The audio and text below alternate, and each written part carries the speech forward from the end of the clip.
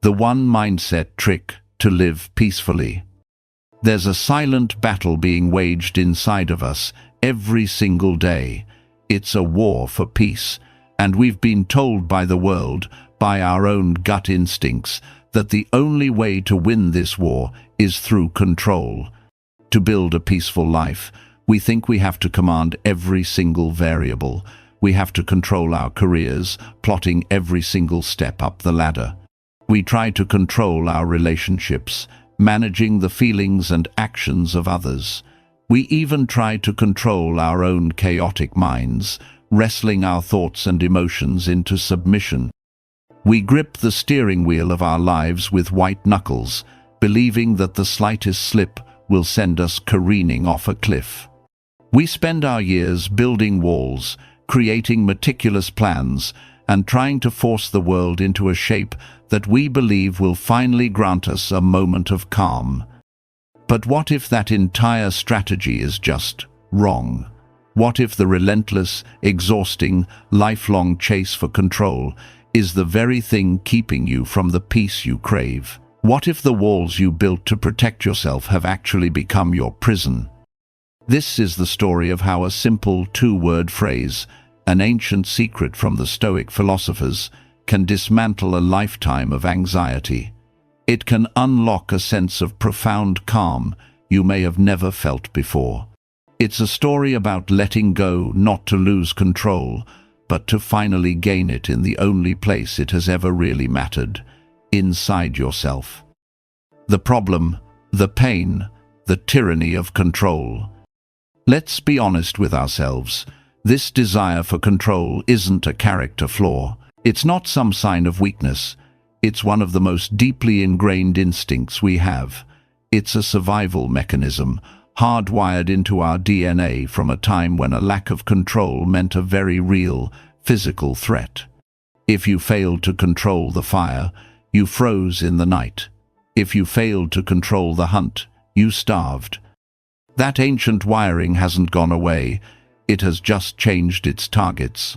Today, the saber-toothed tiger is a looming deadline, a difficult conversation, an uncertain economy, or even just a negative comment on social media. The threat feels just as real to our nervous system, and so our instinct screams, control it, fix it, manage it. This instinct often gets amplified by our personal history. If you grew up in a chaotic or unpredictable environment where the ground beneath your feet felt shaky, the need to control your adult life becomes an unconscious mission. You learn to micromanage your world as a way to soothe those old wounds of uncertainty.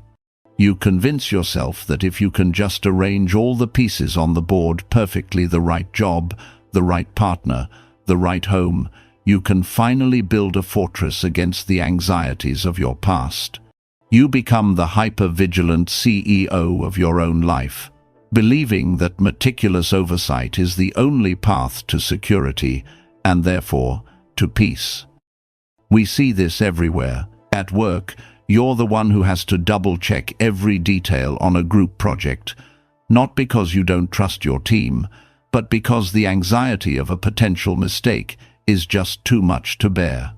In your relationships, you might find yourself subtly trying to influence your partner's choices or your friend's opinions, believing you know what's best, and that any deviation from your plan is a threat to the harmony of the connection. You create intricate 5-year plans, and when life, as it always does, goes off script, you feel a surge of panic. This isn't just about planning. It's a desperate attempt to nail down the future, to tame the wild, untamable nature of reality itself. You're trying to chart an unchartable sea, and the effort is utterly, soul-crushingly exhausting. The false solution is the paradox of more control. And this brings us to the great, tragic paradox in this whole struggle. The more we tighten our grip, the more peace slips right through our fingers. Our primary strategy for finding calm is the single biggest source of our anxiety. Think about it like trying to hold a handful of water. The tighter you squeeze your fist, the faster the water escapes. The attempt to control the uncontrollable doesn't lead to order. It leads to a constant, low-grade state of agitation and fear. Why? Because the universe is infinitely more complex and unpredictable than our minds can ever account for. The Stoics understood this fundamental truth over 2,000 years ago. They taught that we only have real influence over our own thoughts, our judgments, and our actions, and that's pretty much it. This is the famous dichotomy of control. Everything else, the economy, the weather, the traffic, and illness, how other people feel about you, whether your flight is on time, all of it exists outside of our direct control. When we tie our inner peace to these external things, we are setting ourselves up for a life of perpetual frustration. We're essentially handing the remote control for our emotions over to the most random, chaotic forces in the universe. Your peace now depends on your boss's mood, the stock market's performance, or your partner's decisions. You become a puppet, and 1,000 external strings are pulling you in every direction. This constant effort to manage the unmanageable has a profound biological cost. Your nervous system doesn't know the difference between a real threat and a perceived one. So when you're worrying about a future event, trying to control how a colleague sees you, or replaying a mistake over and over in your head, your body is marinating in stress hormones like cortisol and adrenaline. Your mind fixates on worst-case scenarios in a desperate attempt to prepare for them. This doesn't make you any safer. It just means you end up suffering from 1,000 potential tragedies that will likely never happen, all while sacrificing your peace in the one moment that is actually real, right now. The false solution of total control creates a life of what-ifs. What if I lose my job? What if they leave me? What if I get sick? This isn't living. It's a state of suspended animation, a constant rehearsal for a disaster that may never come. You're so busy bracing for impact that you miss the journey entirely. The peace you're seeking remains a distant mirage, and the harder you run toward it by trying to control everything, the farther away it seems to get. The pivot, the promise, a different path. But what if there was another way? A path that doesn't require more effort, more planning, or more control? What if the road to deep inner peace wasn't about adding more armor, but about willingly setting it down? 5. This is where the wisdom of the ancients offers us a lifeline. The Stoic philosophers, men like Marcus Aurelius, the Roman emperor, Seneca, his advisor, and Epictetus, a man born a slave who became one of history's most influential thinkers, grappled with this very problem. They were searching for a way to live a good, calm life in a world filled with chaos, war, betrayal, and uncertainty. Their solution wasn't to conquer the world, but to conquer the self. They understood that true power isn't the ability to bend the world to your will, but the ability to accept the world as it is, without letting it break your spirit. They developed a mental toolkit for navigating life's difficulties, and at the heart of this toolkit is a single, powerful mindset shift. It's a shift that turns every obstacle into an opportunity and every setback into a stepping stone. It's all captured in a simple, two-word Latin phrase. And this isn't just some intellectual concept. It's a practical tool, an emotional shield, a form of spiritual alchemy that can transform the lead of your anxiety into the gold of inner peace. It's the secret to moving through life not with clenched fists, but with an open heart. It is the promise of letting go, and in doing so, finally finding the unshakable calm you've been chasing all along.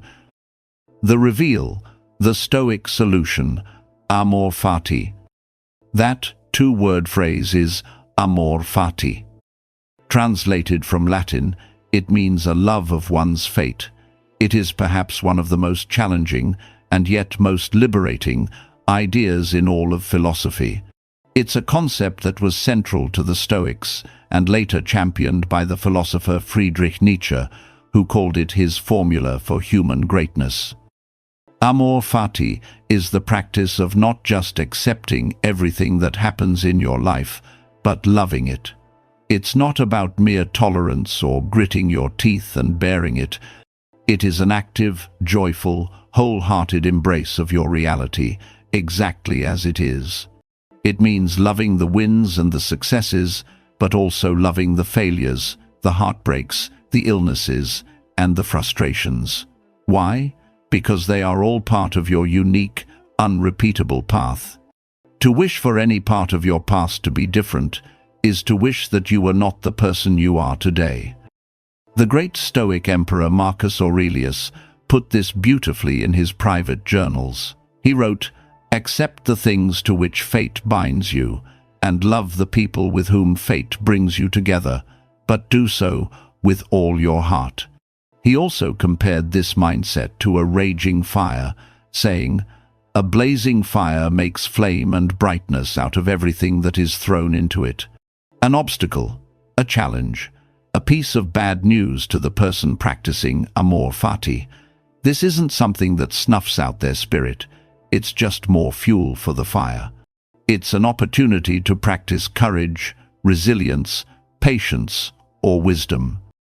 Think about the profound freedom this mindset offers. It completely short-circuits the mechanism of anxiety. Anxiety is born from the gap between the reality we have and the reality we want. We resist what is. We fight it, we mourn it, we rage against it. Amor fati closes that gap. If you can learn to love whatever happens, there's no more gap. There's no more conflict. There's nothing left to fear, because you've already decided that you will love the outcome, no matter what it is. Now, this isn't passivity. It's not resignation. You still work towards your goals. You still strive. You still plan. You still act with purpose. Amor fati doesn't mean you just sit on the couch and let life happen to you. It applies to the results of your actions, to the things that are outside your direct control. You give your absolute best effort, and then you lovingly embrace the outcome, whatever it may be. You focus all your energy on what you can control: your effort, your attitude, your response, and you let go of the rest, trusting that whatever happens is a necessary part of your journey. How to apply it, amor fati, in the modern world? This all sounds great in theory, but how does it actually work in the messy reality of our daily lives? Let's walk through 3 common scenarios where our gut instinct is to panic and control, and see how applying amor fati can change everything. Scenario 1. The work crisis. Imagine you've just spent weeks pouring your heart into a major project at work. You worked late, you sacrificed weekends, and you are genuinely proud of what you created.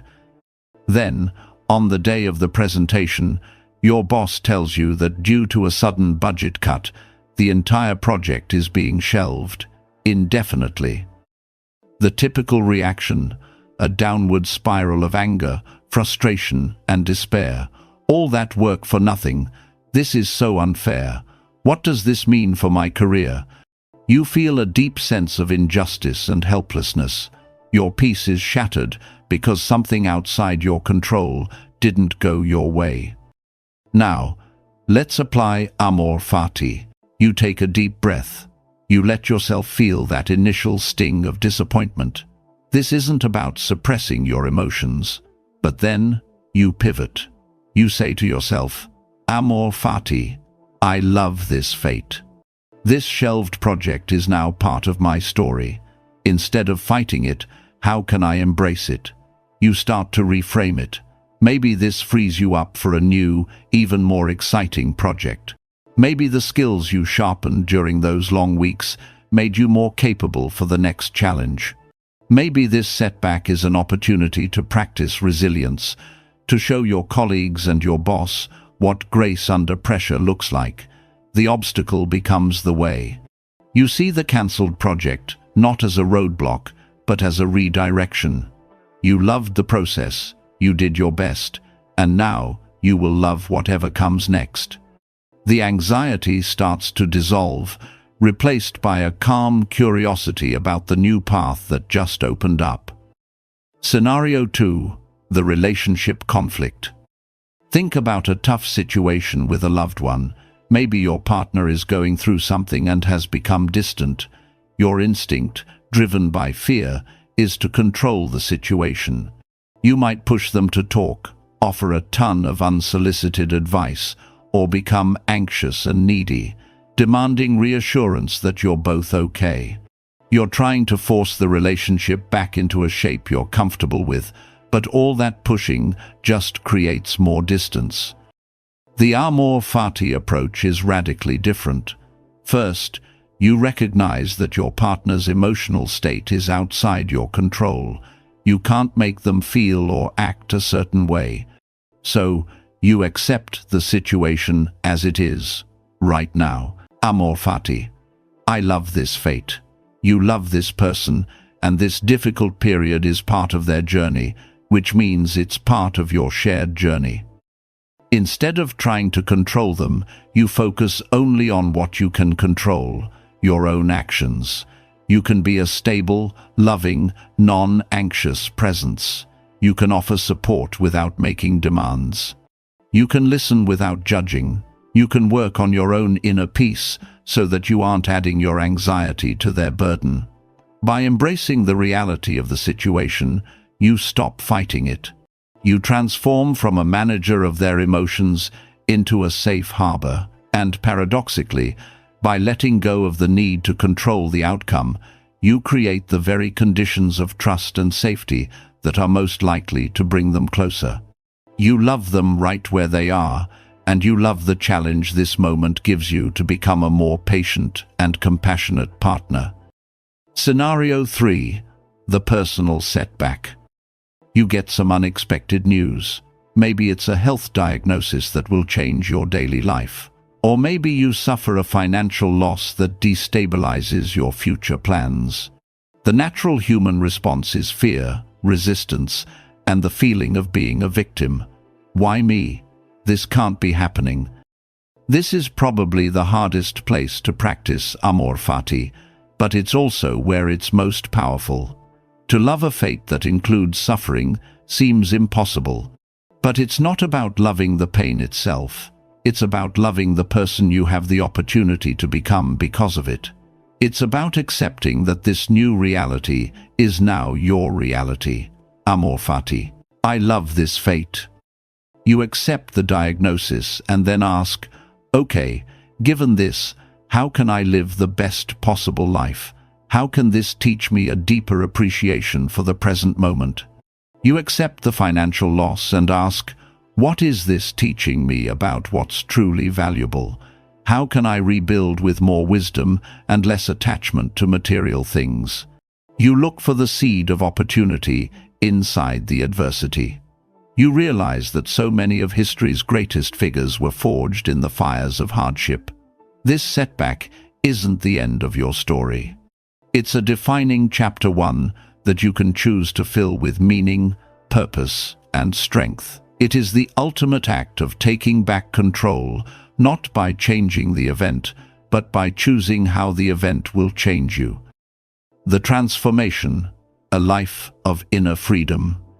When you start to really internalize and practice amor fati, something remarkable happens. The world around you might not change. There will still be chaos, uncertainty, and things that go wrong, but your inner world is completely revolutionized. That constant, draining hum of anxiety starts to fade. All the mental energy you used to spend worrying about the future, resisting the present, and regretting the past is suddenly liberated. You can reinvest that newfound energy into what truly matters, your actions in this moment. You become more effective, more focused, and more engaged with your life because you're no longer at war with it. A deep sense of resilience starts to take root.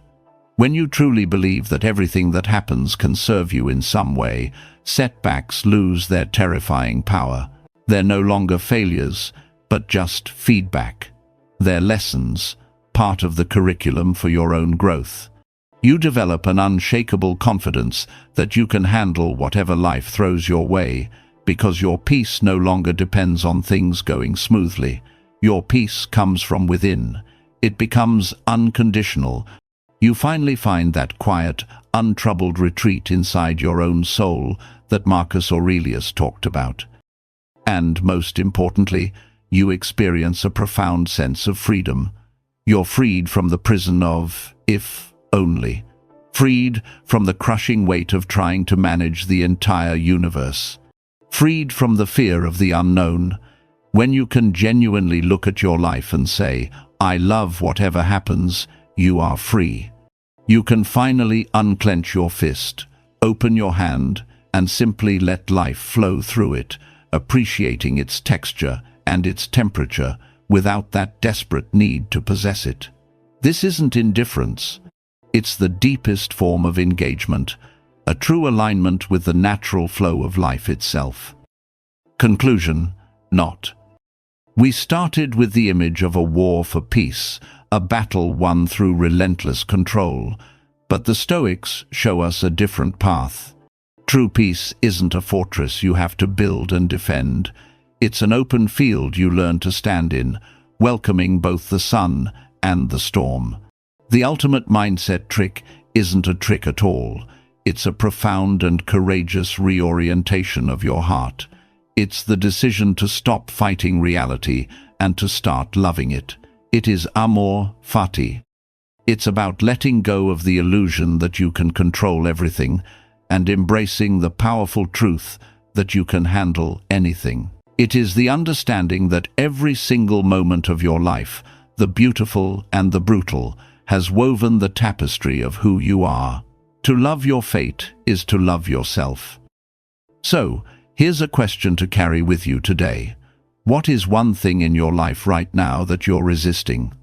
What small circumstance, what difficult person, what uncertain future are you fighting against?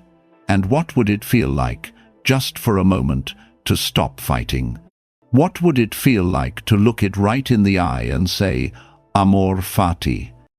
If this idea resonated with you, and you want to explore more practical wisdom for a peaceful and meaningful life, consider subscribing. Join us on this journey of turning ancient philosophy into modern mastery.